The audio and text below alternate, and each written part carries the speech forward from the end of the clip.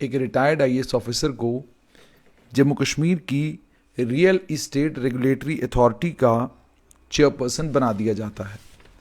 और ये चेयरपर्सन उनको 1 अगस्त 2022 को ये ऑर्डर निकलता है और इस ऑर्डर में कहा जाता है कि real estate regulation and development act 2016 के तहत जम्मू कश्मीर की सरकार परिमल राय आईएएस रिटायर्ड को Jammu Kashmir real estate regulatory authority का चेयरपर्सन बनाती है। और साथ में ये भी कहा गया कि इनका कामकाज उस दिन से शुरू होगा जिस दिन ये आकर जम्मू कश्मीर में ज्वाइन करेंगे। ज्वाइन करने के बाद और साथ में कंडीशन ये भी रख दी गई कि आप किसी और दफ्तर में काम नहीं कर सकते हैं। और बाकी ये भी कहा गया कि जो टर्म्स ऑफ अपॉइंटमेंट होंगी वो आपको बाद में बता दी जाएंगी। 1 अगस्त को ये अपॉइंटमेंट हुई। शायद आप में से बहुत सारे लोगों को इस अपॉइंटमेंट की कानो कान खबर भी नहीं लगी होगी। आप में से बहुत सारे लोगों को पता भी नहीं चला होगा कि एक आईएएस ऑफिसर को अपॉइंट भी कर दिया गया, उसे रियल इस्टेट रेगुलेटरी अथॉरिटी की जिम्मेदारी दी गई। लेकिन 1 अगस्त को अपॉइंटमेंट होने के ठीक 1 महीने बाद 17 सितंबर 2022 को एक और नोटिफिकेशन निकलता है, जिस नोटिफिकेशन में यह कहा जाता है कि परिमल राय आईएएस ऑफिसर जिन्हें Jammu Kashmir real estate regulatory authority का चेयरपर्सन बनाया गया था 11 अगस्त 11 अगस्त, जैसे मैंने आपको कहा 1 अगस्त को बनाया गया था, उन्होंने इस्तीफा दे दिया है। और इस्तीफा उन्होंने उनका 12 अगस्त 2022 से एक्सेप्ट किया जाता है।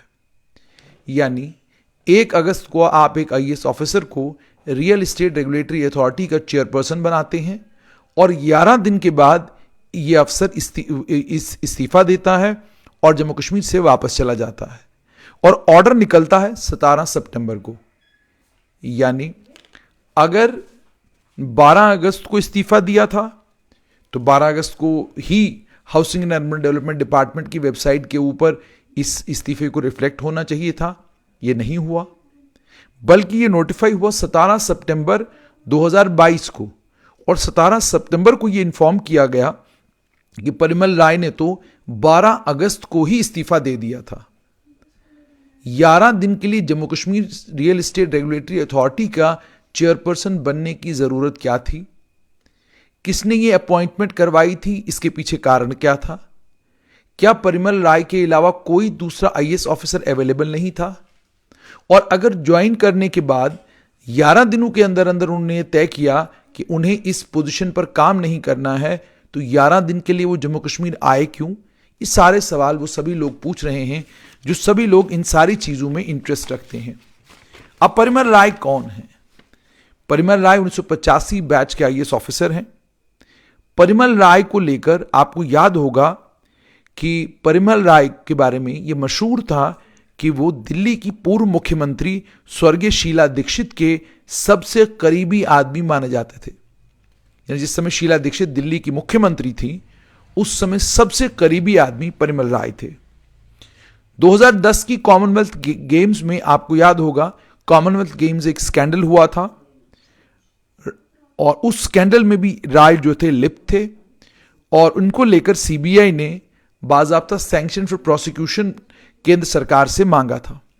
सेंट्रल ब्यूरो ऑफ इन्वेस्टिगेशन ने शिवाजी स्टेडियम प्रोजेक्ट और जो बाकी contracts new Delhi municipal corporation convention centre के लिए दिए गए थे, उसमें राय का नाम भी सीबीआई ने शामिल कर दिया था। एजेंसी ने उस समय बताया था कि राय जो थे, इन्होंने लीगल एडवाइजर का गलत ओपिनियन मानकर ठेका एक चाइनीज फर्म को 2008 जुलाई में दिया कॉमनवेल्थ गेम्स के लिए, ये जानते हुए भी कि फर्म जो है वो इनएलिजिबल है। 2015 में आम आदमी पार्टी की सरकार आई, अपने आप को साफ सुथरा कहने वाली और साफ सुथरों को अपने साथ चलाने वाली सरकार ने परिमल राय को दिल्ली का चीफ सेक्रेटरी बनने के लिए दावत दी।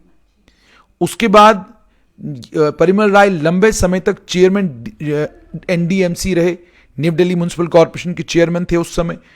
उसके बाद चंडीगढ़ यूटी के एडवाइजर रहे वो। मार्च 2016 से 3 साल का टेन्योर वहां पर उन्होंने कंप्लीट किया। लेकिन जैसे मैंने आपको कहा कि सीबीआई ने परिमल राय को भी एक आरोपी बनाया था इस कॉमनवेल्थ गेम्स से जुड़े हुए मामले में। तो क्या जरूरत पड़ी जम्मू कश्मीर की सरकार को एक कंट्रोवर्शियल आदमी को जम्मू कश्मीर में रियल एस्टेट रेगुलेटरी अथॉरिटी का चेयरपर्सन बनाने की? किसकी रिकमेंडेशन थी? और जिसने रिकमेंडेशन दी, क्या उसने बाद में ये बताया कि जिस रिकमेंडेशन का नतीजा ये निकला कि आपको 11 दिनों के अंदर अंदर एक ऑफिसर को से इस्तीफा लेना पड़ा और इस्तीफा लेकर उसे वापस भेजना पड़ा, क्या ये जम्मू कश्मीर की सरकार के लिए शर्मिंदगी नहीं? और ऐसा आखिरकार जम्मू कश्मीर में हो क्यों रहा है?